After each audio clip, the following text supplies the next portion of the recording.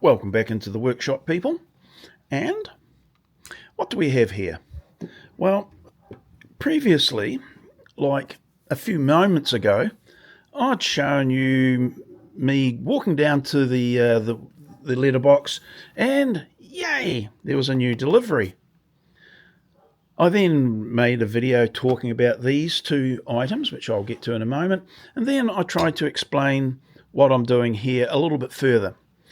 I have already created the video explaining this several times, in fact, but I wanted to develop the idea and show you the latest version of it.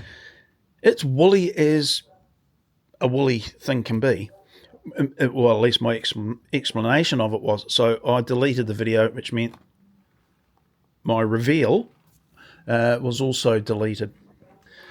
The sacrifices we make. Okay, so what's the new one? This new item. It's from Hongdui. It's okay. The original one,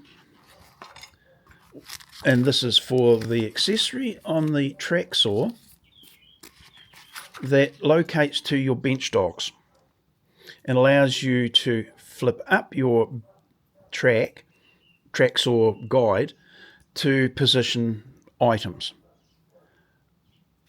Dennis from Hooked on Wood made the review, and I thought, like he did, or well, put it this way, I thought his review was quite accurate and revealing. He said they work very well, great engineering, da-da-da-da-da. However, they have some inherent shortcomings, and therefore he couldn't give it the rating that it probably would normally get.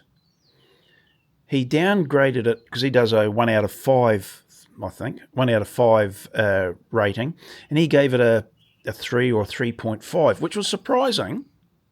But I saw his reservations. Yes, they work, but yes, they also have some shortcomings, as I just said. But I bought it anyway because I wanted it. Unbeknownst to me, probably working in the background, he was working with Hongdui and made this version. And I believe it's got the Hooked on Wood logo on it because he, as I said, was working with them to get rid of those shortcomings. Well, this is a far superior item. Is it so superior that I wouldn't want to ever use these? No. This one would still work fine. So why the heck did I buy this and spend the not inconsiderable amount of money for this little item? Why did I do that? Because it's not normally my thing of spending money injudiciously. I bought it because straight away when I saw the video, before he even explained it, I go, oh, I know what that's for, and it's mainly this screw here, and everything about it is just better. I knew that if I didn't get this, I would be annoyed every time I used this one because I knew that this one was now available, and it's this point that I'm probably the reason for the video. Sometimes for your sanity, this is the cost you have to bear, and getting this will make my life a little bit more enjoyable. And the question is, why not do that? I don't have a frivolous lifestyle, so, which is, if you want a frivolous lifestyle, go for it, but I don't. So this is where my enjoyment can come from. And other things, of course. And so I bought the darn thing. This helps to this little screw helps to stabilize the track and not make it as floppy, you could say. It doesn't tilt. And as I said, I could see the benefit of that.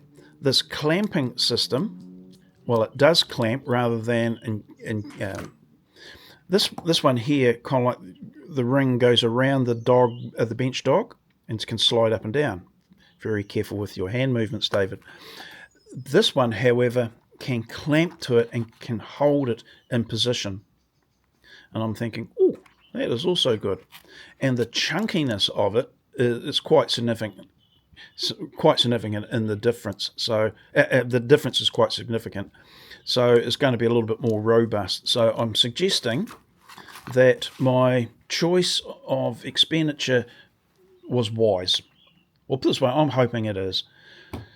So I went and bought it, didn't I? So now I've got no excuse when I'm coming to my track saw assembly table cutting project that I've got this and I'm going to be happy with it. In fact, I'll be delirious with it. Right, just pop these away. That leads me on to the drawers. I've got some confessions about what I put in my drawers, as most people should have confessions. Not. Anyway, sometimes the drawers are an item that is convenient because you can stuff things into them, close them, and you don't have to look at it because otherwise you'd be annoyed.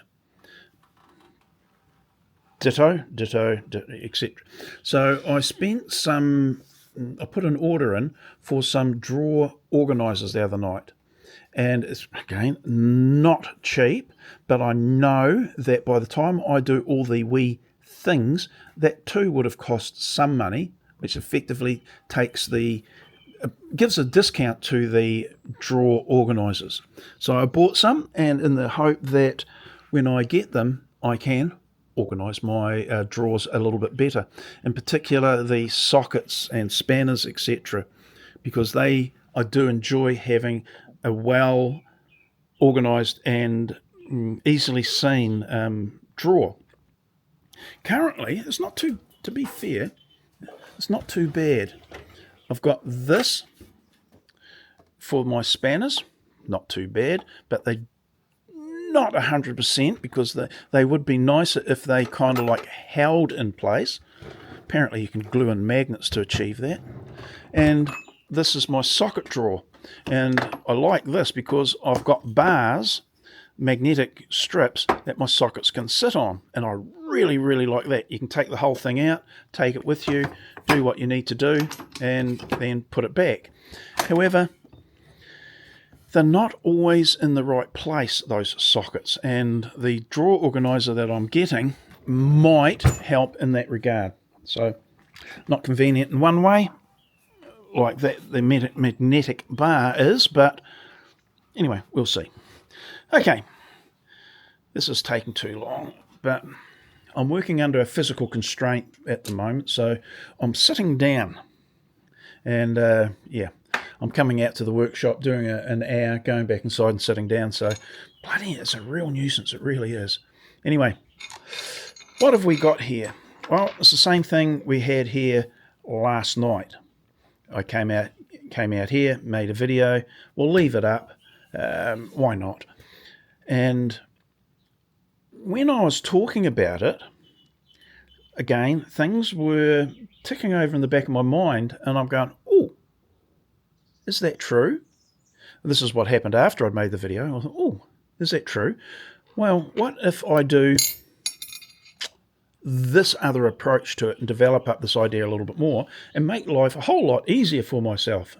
And I thought, oh, I prefer that idea. Now, one of the things is I want to be able to locate a nut, a 16mm nut, on a 16mm rod, like this. Let me I'm just off camera. I'll just unwind this. So I've got that. That is the basis upon which I'll be making the alternative 3-4-5 triangulation method for creating the bench dog hole positions.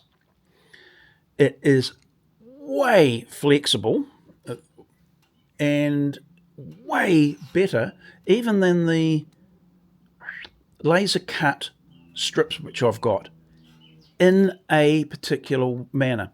I'll still be using the laser cut strips for my main working layout because Well, I will be, because I think it is particularly good. But this has got some benefits that the laser cutting or laser cut steel method or approach doesn't have or can't have. And it is flexible. Well, this one is flexible and changeable. The one thing it does also have is, now I can't actually show it, but there's some, I don't know whether you can, there's some movement of the threaded rod in the bolt itself. That is quite normal, and that's why you have to hog down sometimes a nut and really give it a bit of heave-ho to effectively deform the steel such that it tensions, it stretches the steel, the threads, etc., and holds in position. Or sometimes when we get into that positions, we're a wee bit hesitant and we'll want to lock it off. We'll put a lock washer on, lock nut on, and this is what this will be used for. I'll explain more. You may not be following. I don't mind you not following, because that's fully understandable. But if I put the lock nut on, it pushes this nut that way against the thread, meaning it is now static. It is not wobbly. That wobbliness is a potential, it's a real imperfection in the approach or the accuracy. Worse still, if this nut goes one way and another nut goes the other way, you've doubled your inaccuracy. It's an accumulative issue, not something I want to have. So if I put this nut on, this as a locking nut, I could put just another full nut on, but I just thought I'd do it this way. I push this nut, which is my main nut, that way, and it makes it static. And if I do that exactly the same on all of the nut assemblies, I push or take out the intolerance to create a more accurate position. It's quite pedantic, but I think important. Also, I'm now showing the use of a full nut instead of the ground off nuts like this. This was what I'd decided was necessary to achieve my end goal, and it meant that the nut sat down lower to permit me gluing on another nut. However, this was the original, and you can see how high this one is up off if I was holding it like that. If I put it on the surface, it's got that potential to tilt and alter itself. Anyway, I wanted to do away with that, so I wanted my other nut to mate up to it like that, meaning they're all sitting down on a common surface, and it's nice and stable. That does not permit a lock nut to be put on it because I've ground a bit off, so I can't spin this round and lock it off, because anyway, it doesn't work. Thinking that, I've gone, oh, hang on a minute, Dave, why not, and remembering I wanted gluing surface, why not use a nut like that, up on its point rather than its flat, up on its point, meaning I could probably get away with using a lock nut again. Yippee. But once I did that, I didn't have much gluing surface, because I've effectively elevated the nut away from this one. Then I thought, hang on, and this is what happened last night, hang on, if I elevate my nut, I've now got a lot of gluing surface, as much as I could ever want. And I thought, wow, that makes it a whole lot simpler. And if it's more simple, it's quicker, cheaper, and more betterer, which is my phrase. No one else is allowed to use it. But it's better in that it does away with all the grinding requirements, tolerance, measurements, stability, etc. And my lock nut can go back on because it's now elevated up enough. So, yippee. In fact, if I wanted, I could elevate this even more, say by the thickness of a washer, so it is actually suspended. I'm not going to do that because the nuts, as they are, like I had them sitting, is inherently stable. And doing that means no wobble. I don't introduce any issue. Okay, so all of that comes about by taking an adulterated nut, a altered nut, one that's been drilled out and threaded with an M14 by 1 thread, sitting it and gluing it on a unadulterated nut, giving it elevation, sitting that in a registration position here, which I've got. I'm going to go through this more fully in individual steps, but I just wanted to outline it now so you'll have some head start sort of thing. I can then register it properly. In fact, let's just do that. I'll do it off camera. I'll put my drill guide into the adulterated nut. I can now imagine that is those two nuts are glued together. I can put my registration pin in and it will go down into the bottom one, holding everything. So that's all aligned up. I can then put my nut up against it. Again, will be held in a jig, and then glue it and then present it up to it. And hey presto, I've got my alignment. I've got my alignment in all necessary directions. So I've got my X taken care of, X axis taken care of because it's sitting on here. So that's effectively a neutral issue anyway. I've got my X, or I've got my Y, and I've got my Z issue taken care of. This will be able to, anyway, trust me, you don't have to. But I'd gone through the exercise to the extent that this became possible to get rid of all those potential errors, and I've achieved it. Hey, but it wasn't a straightforward process, so I'm quite happy with this assembly idea at the moment. Even making the comments that I am, I can see some slight misregistration with the two surfaces. So it may be that we need a little bit of a wriggle room issue. Oh no, they line up. Ah, that was why. I should have realised. Which is not a problem. The nuts need to be glued together so that they register, and all you have to do to register them properly is to sit on the surface, glue them together.